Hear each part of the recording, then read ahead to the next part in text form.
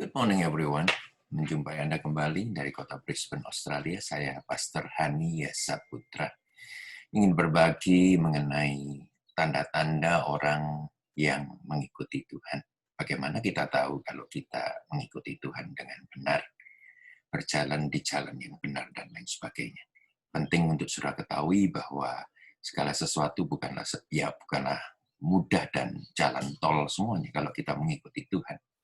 Malahan ada beberapa ganjalan yang kita harus lalui, kadang-kadang kita harus detour karena ada ketakutan, ada ketidaksiapan dari pihak kita sendiri. Oleh karena itu, ada dua hal saja saya berikan kepada saudara menjadi bukti bahwa Anda sedang berjalan, ataupun Anda berjalan bersama dengan Tuhan. Yang pertama, tandanya adalah penderitaan. Wow, Hani, mungkin Anda protes, masa penderitaan? Yes, penderitaan. Ya, penderitaanlah yang mengerjakan karakter kita. Penderitaanlah yang mengerjakan mental kita. Penderitaanlah yang mengerjakan apa yang masa lalu kita tidak bisa, masa lalu kita yang gagal. Penderitaan justru mengikis semuanya itu dan memberikan kepada kita satu masa baru ataupun hari depan yang penuh pengharapan itu. Itu yang pertama, penderitaan. Kita hidup di atas muka bumi, kalau kita mau berhasil, kalau kita mau mengikuti Tuhan dengan benar, tidak mungkin. Ya, tidak mungkin tidak melalui penderitaan. Jalan itu harus kita tempuh, jalan yang sempit, pintu yang sempit, sesak sekali. Ya, sedikit orang ingin untuk melewatinya. Tapi biarlah saudara dan saya mengambil satu sikap. Inilah yang terbaik untuk kita. Yang pertama penderitaan, yang kedua ini yang membuat hati kita besar. Kasih karunia. Ya. Kasih karunia itu di tengah-tengah penderitaan apapun juga. Inilah yang menyebabkan Anda tetap berdiri pada waktu Anda menjalaninya. Mungkin orang lain mengalami hal yang sama, mereka sudah masuk rumah sakit jiwa. Tetapi Anda masih tetap berdiri, masih tetap bekerja, masih tetap berjalan di tengah-tengah situasi yang boleh dikatakan tidak pernah berubah, malahan worse, lebih buruk lagi. Tetapi yang membuat Anda berdiri, membuat Anda tegak, membuat Anda tahan, adalah kasih karunia Allah semata. Misalnya begini, Anda berdoa untuk kesabaran. Anda berdoa untuk sabar, Anda yang suka marah dan lain sebagainya. Saya cuma anjurkan begini, bersiaplah untuk menderita. Kita tidak gampang-gampang berdoa, berikan aku kesabaran. Tapi bersiaplah untuk menderita karena tidak ada jalan lain untuk mendapatkannya. Mendapatkan kesabaran ini. Sebab kesabaran bertumbuh subur di atas tanah kesukaran. Kesabaran bertumbuh subur di tanah kesukaran. Kenyataannya nyata adalah orang-orang di mana Anda tidak senang ataupun menjengkelkan Anda. Adalah mereka, justru mereka lah yang akan menyempurnakan karakter Anda. Oh iya, jangan dihindari mereka. Justru orang-orang yang sulit, orang-orang yang mempersulit, orang-orang yang menjengkelkan, orang-orang yang membuat saudara itu rasanya tidak bisa tidur nyenyak, itulah yang mencetak karakter Anda.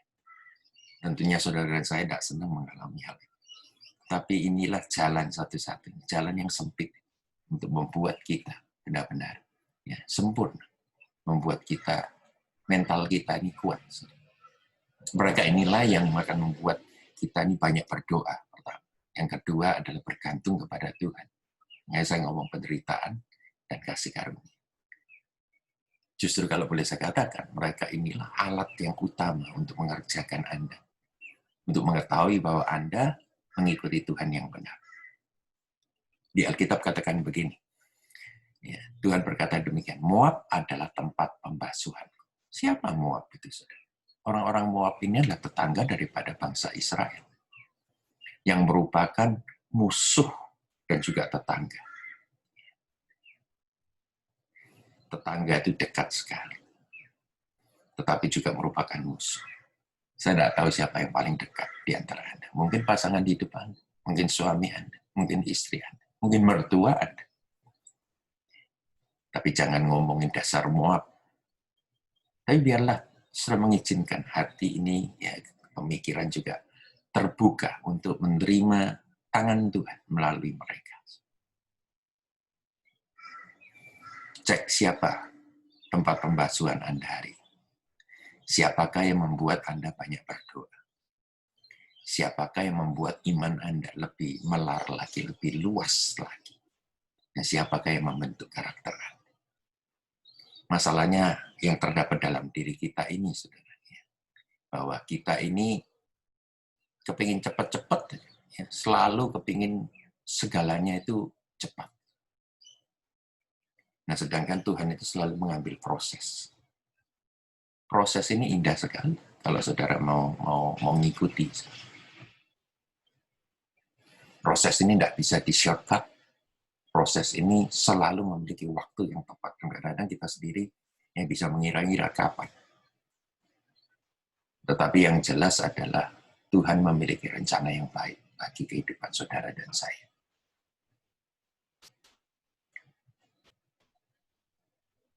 Mungkin Anda meminta kekuatan daripada Tuhan. Dan Ia izinkan Anda untuk masuk dalam pergumulan yang berat sekali. Tapi di pikiran Tuhan adalah pergumulan ini akan mencetak kekuatan dan mental Anda sebagai juara. Mental kerajaan itu penting untuk kita miliki.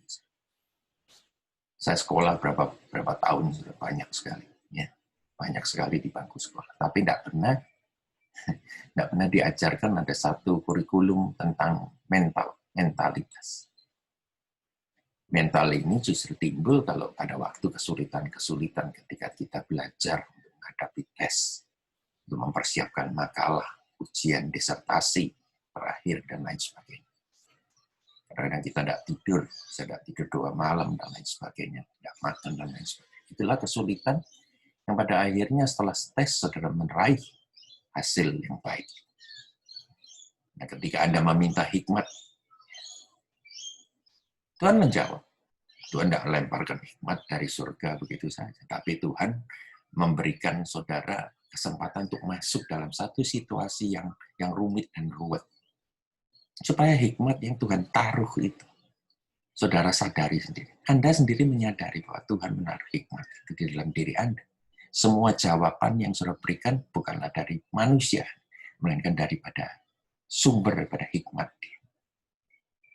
Nah, seringkali kita berdoa untuk sukses. Ya. Sukses, aku ingin sukses. Dan Tuhan berikan satu kesempatan untuk Anda bisa berhikmat dan juga berkreatif. Anda meminta tentang favor of God. Ini penting sekali. Anda meminta tentang favor of God. Biarlah saudara ketemu dengan orang, dan orang menjadi mudah untuk menolong saudara, dan lain sebagainya. Saudara, favor of God tidak mungkin datang tanpa tanggung jawab yang saudara harus lakukan. Saya bisa cerita panjang. Tanggung jawab. Dosa asal itu dosa yang tidak bertanggung jawab. Kalau saudara mau hadirat Tuhan, sebagaimana dulunya Adam dan Hawa ada di Taman Eden, mereka itu bertanggung jawab. Setelah mereka makan buah pengetahuan dari pohon pengetahuan yang jahat dan baik, mereka tidak bertanggung jawab. Dan ini sumber, akar dari semua permasalahan adalah tidak bertanggung jawab. Nah, sekarang kalau sudah berdoa untuk perkenanan Tuhan, Tuhan sangat berkenan, favor of God ada di atas Anda, bertanggung jawab dalam hal perkara-perkara kecil, perkara besar yang diberikan saudara oleh siapapun juga yang di atas saudara, di bawah saudara. Saudara tanggung jawab. Mental kerajaan adalah mental yang bertanggung jawab. Ketahuilah bahwa tangan Tuhan sedang bekerja di dalam diri Anda. Sadar atau tidak sadar, izinkan perkara-perkara dalam hidup Anda itu benar-benar berjalan tanpa ada halangan dari diri Anda sendiri. Sehingga rencana Tuhan akan tergenapi pada waktunya. Saudara bisa memperpanjang pencapaian saudara, destiny saudara, untuk sama seperti Kristus, karakter saudara, mental saudara. Kalau saudara sedikit-sedikit, ya, istilah Surabayanya gondok, sedikit-sedikit, ya, patah semangat dan lain sebagainya. Saudara bangkit. Orang benar itu tujuh kali jatuh, kali yang ke-8 dia tetap berdiri. Kita bisa mengatasi penderitaan kita. Karena kita ada di jalan yang benar. Di atas jalan yang benar, kita dipenuhi dengan perkenanan Tuhan. Favor of God. Kasih karunia Tuhan. Saya harapkan saudara tidak putus asa. Mungkin COVID-19 ini bagi saudara adalah saat-saat di mana Anda sekolah mentalitas. Selamat berkarya, saya yakin percaya. Saudara tidak akan pernah jadi pekalah, tapi saudara adalah pemenang. Akan firman Tuhan katakan, saudara lebih daripada pemenang. Realita kita adalah begini, mentalitas kita adalah apa yang menjadi contoh daripada kehidupan kita. Jadilah saksi yang benar, saksi Kristus yang memberkati dunia. Tuhan memberkati saudara.